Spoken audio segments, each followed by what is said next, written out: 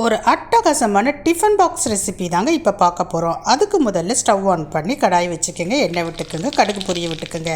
கூடவே அரை ஸ்பூன் அளவுக்கு உளுத்தம்பருப்பு சேர்த்துக்குங்க, 1/4 ஸ்பூன் அளவுக்கு சீரகம் சேர்த்துக்குங்க, 2 வெங்காயத்தை பொடியாக நறுக்கிட்டு சேர்த்துக்குங்க, கூடவே கருவேப்பிலை சேர்த்துக்குங்க.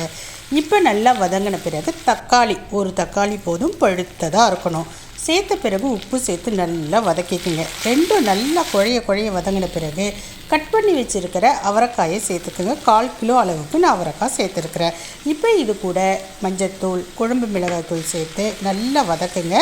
ஓரளவு வதங்கின பிறகு ஒரு அரை டம்ளர் தண்ணி விட்டு ஒரு 10 நிமிஷம் வேக வச்சிங்கன்னா சூப்பரான அவரைக்காய் தொக்கு ரெடி ஆகிடும். இப்போ உதிரியாக வடித்து சோறு எடுத்துக்குங்க. இந்த சோறோட நெய்யோ இல்லைன்னா நல்லெண்ணெய்யோ மிக்ஸ் பண்ணிக்கோங்க.